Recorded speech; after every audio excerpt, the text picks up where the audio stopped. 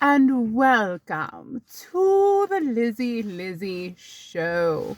Today is a wonderful, spectacular day. I was just called by a doctor. Doctor, please give me the good news. Yes, I received very good news. Milo, my stray cat, is not only a gentleman, is not only adorable, but he is now fixed. Fixed. Snip, snip, gone. No more nuts. And we didn't have to resort to having the squirrels in the backyard do it for free. No, we did it the right way. Milo, my darling, he is now waking up from anesthesia. I will be picking him up in about an hour and a half, but I think I'm going to pick up everyone some Dunkin' Donuts. I'm going to go in Dunkin'. I'm going to get a lot of donuts, maybe some muffins, maybe some donut holes for the staff. Because I want to tell you that the professionalism and the kindness that has illuminated from this vet and their staff is a 10 out of 10, 100. Not just that, but the love and the care and the purpose that they must feel constantly. They have to, taking care of animals. I had this thought and I said, that's one profession where realistically there's so much purpose in it. Like, you can't say, oh, my job, I have no purpose. Yes, you do. Our animals are our whole entire lives. People love their dogs and their cats as much as they love themselves, as much as they love their children, as much as they love their significant other, and are beyond devastated when they lose an animal and they're over the rainbow bridge. So then you're devastated. You don't know how you're going to go on. And then somehow there's a miracle. You do go on, and then you find another animal to love again, even though the pain of losing them is probably the worst pain you've ever felt in your life. By the way, this fever sore is going away. There's a little bit of remnants left.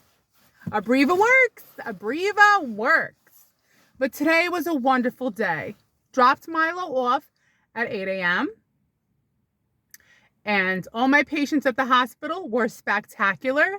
Every single one of them had a wonderful disposition, personality. They were jolly. They were happy. I had one patient, I'm not kidding you, who sounded exactly like the voice of God. I'm not kidding you. He was actually a patient in the emergency room. And his wife was right here. And obviously he was laying in bed. And I took a lot of time and detail to look at his heart and look at the walls. Took my time. And he was so gentle and kind and asking me things about myself. I said, sir, I'm focused on your heart. Enough about me. Enough about me. Because usually everyone always wants to know about me when I'm doing an ultrasound of their heart for them. They always say to me, you don't sound like you're from here. You don't sound like you're from here, because I'm not from here. But what brought me here? That's the question. I'm here now. It's cheap to live here, and there is no better place, right? Because every single day brings about a pattern of both good and both bad. Today was a pattern of good. Every single patient I had was good. But back to this patient in the ER. His voice was that voice that they say, oh, my face was made for radio, right? Because he had that radio voice. And he sounded exactly like the voice of God. That if you were praying and you said, God, please help me. I'm desperate. I'm sad. I'm hopeless. That would be the voice that you would hear. I even said to him, I said, you were literally created in the image of God. At least his voice, because you sound just like him. And then he goes like this. He goes just like this. Elizabeth. I said in the emergency room, it's all right. We're just talking. He sounds like God, you know? So yeah, so then him and his wife are like, so why did you move here? What brought you here? I can tell you sound like you're from New York. I always tell everybody the same thing. I would go back if I could also travel back in time, because it has changed. It's not like the way it was when I was growing up there. It's not just the place, it's the time that you lived there. And if I were to go back, it's almost like I died and then I'm being reborn and I'm seeing it. And it's kind of sad because now I made a new life. Now I'm in the Midwest and I've accommodated myself to this lifestyle. Now I want more nature. Now I want more connections, but slower connections, deeper connections. Now, I did have a community when I was living in New York in that time when I grew up in Brooklyn. It's not like that anymore. So when people say, do you miss it? When people say, would you go back?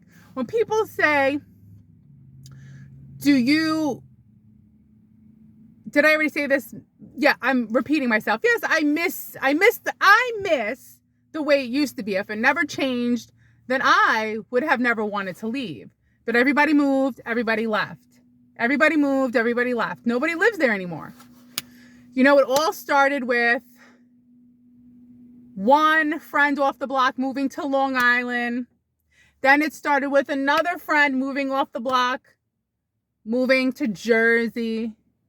Then it started with us moving to Staten Island, New York. That's where everybody went. Everyone went from Brooklyn to Staten Island, New York. And Staten Island, New York was like the new Brooklyn. The Verrazano Bridge. And then people went from Staten Island to Jersey, from Jersey to Florida. Me, I'm in the Midwest. Listen, it's cheap. That's why I live here. And it is so hard to move. Like, I don't even want to know what that's going to be like. Moving day? Things are going to have to get pretty bad for me to move. But I would like to move. But then at the same time, as much as I complain, like when I did that video and I said, people are not friendly. What I meant is that sometimes when you go out in public, it seems like people aren't friendly. They're not interactive.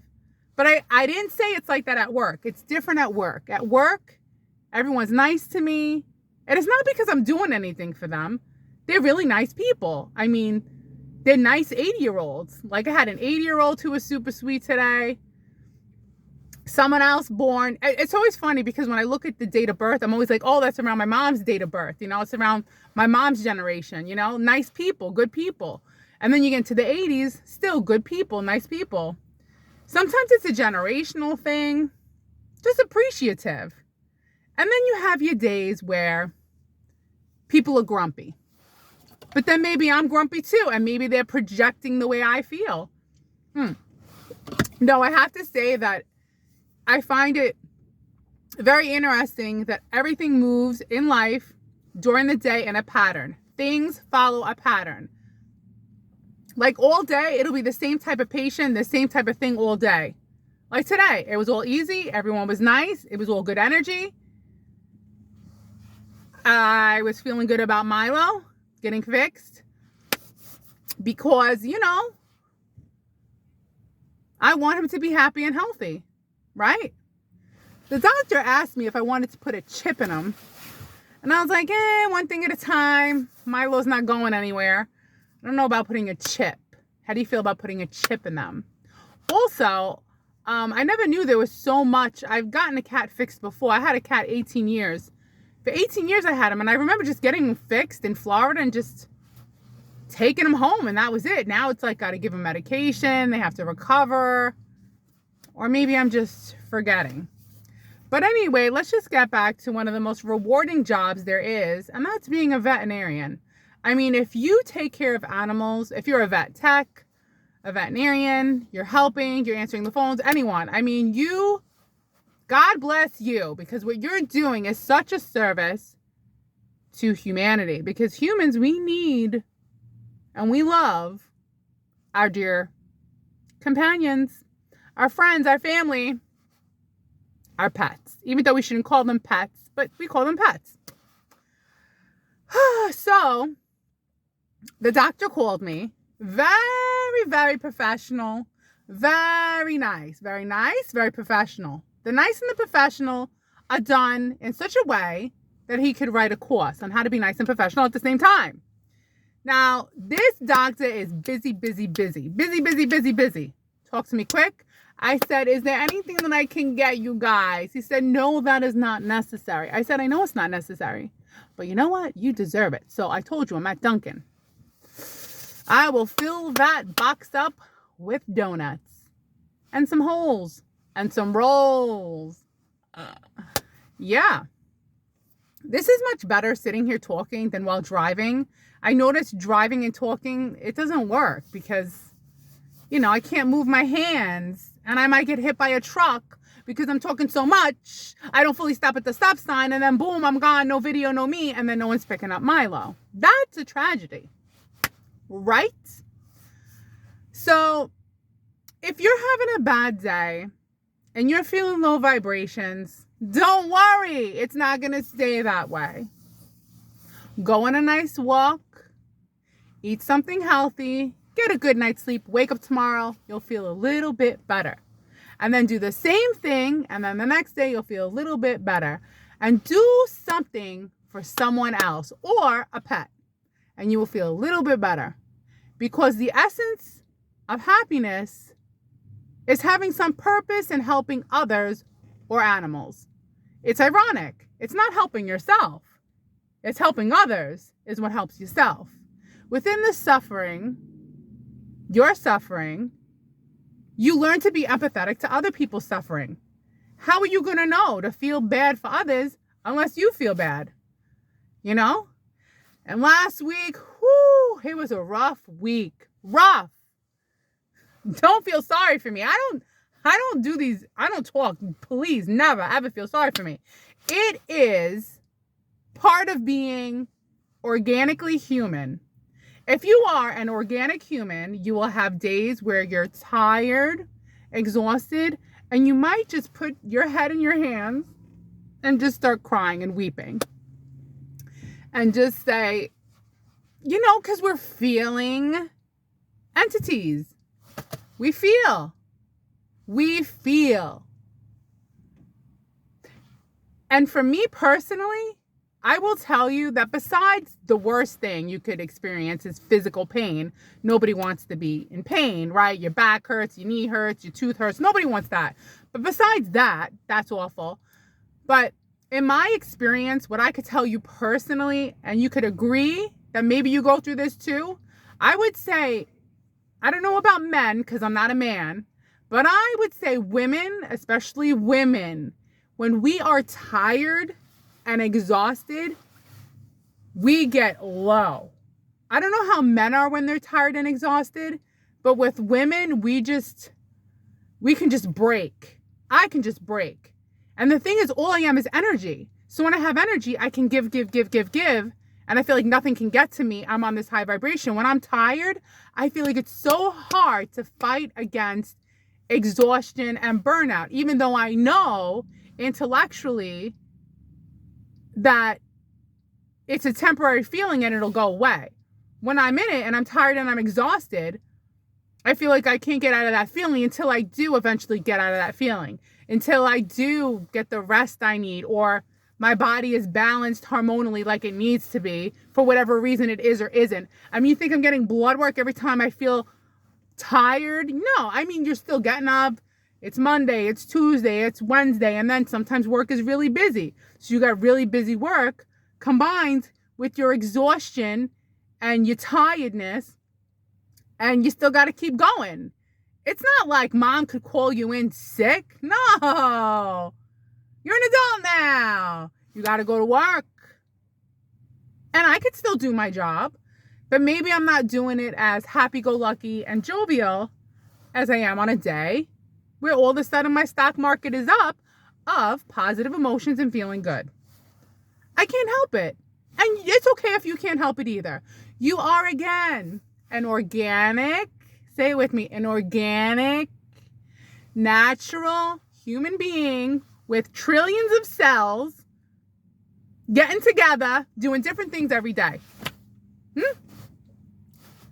I mean, it's the weather, it's your life at home, it's maybe you feel bad about something or someone or something, right? Maybe the biggest thing is if you have a big heart and you're empathetic, life is more difficult because all you're thinking about is this other being, may it be a person, a friend, a family member, an animal, and you're suffering for them.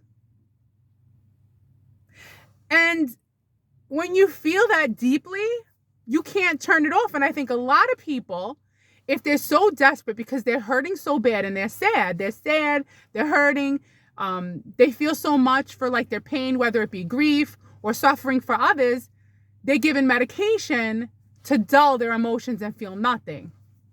I don't know what it's like. I've never taken medication in my life. I would never want it. I'd rather just be miserable for a couple of days and cry and, just be my organic self. But then I know that I eventually come out of it. So I'm not judging. I'm just saying that your cells have thousands of receptor sites. So every time you take a medication to dull an emotion, it has other reactions in your body and in your consciousness too. And it's not one size fits all. And sometimes it does go away. Everything, you're not the same person today as you are tomorrow, as you will be next week. It's like the weather. You can't predict yourself. They might tell you it's going to be sunny with some clouds, but it might rain regardless of what they tell you the weather's going to be. Like you are your own, how should I say, weather. You are the, that didn't work out. Let's start over. I'd say the biggest thing for human beings, we're just emotional. And even if you don't show your emotions, you're still emotional. You can be what they call someone who is not crazy outgoing. You're not talking to everyone. You're not telling anyone how you feel, but you have a lot going on in your heart and your soul and your mind, and you feel. Yes, you feel. I know you feel. Okay? That's the whole point of being a conscious entity. You're here to feel. And you're going to always feel different. Today, tomorrow, the next day, it never stops. That's the whole reason for being alive, is feeling and knowing how to feel about everything. How do you feel on Friday? How do you feel on Monday? How do you feel when you're full? How do you feel when you're sick? How do you feel when you're in love? How do you feel when you're angry? How do you feel when you resent something? How do you feel when you're grieving and you hurt? Well, sometimes it's so painful that you look for a quick way to fix it. And sometimes, and I could understand, people go to a doctor and they're given a medication to dull the pain because the pain isn't going away after a couple of days like it goes away for me. All right. But I can empathize because I know what it's like to feel really, really low, but then I come out of it. Because this is just my pattern throughout being who I am. And I've gotten used to my patterns and I know who I am. And I know that sometimes when you're a worker and you're working fast and you're going from the ICU to the ER to the outpatients to the ICU to the ER, 3 in the ER. And then you're tired and you don't feel good and you're giving so much energy. Of course, your stock market on your emotions is going to be right down here. Of course. But it'll eventually go back up. When? I don't know. It'll happen. Eventually. But you got to treat yourself right. You got to physically do something. You have to go for a walk. You have to lift some weights and eat some live food. Have a pineapple. Have a mushroom. Not those kind of mushrooms. Well, I guess if you have a good Charmin, is it a Charmin or a Sharma? Is it a Sharma? You need a good Sharma when they do ashwagandha, and then you see all the little aliens hanging around us. Eat a pineapple. Eat an apple. Eat a blueberry. All the vegetables, all the fruits. A mango. A peach. A pear. You know all the fruits.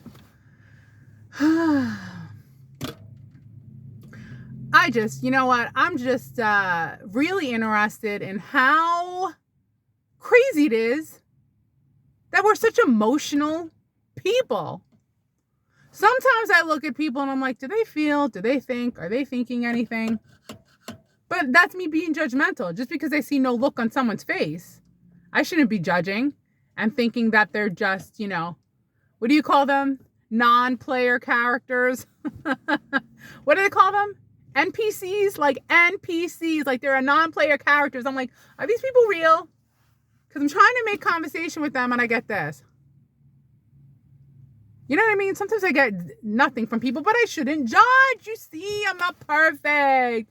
Stop judging. Everybody's different. Not everybody's super loud and outgoing and wants to have conversation. And I don't always want to have conversation. Not always.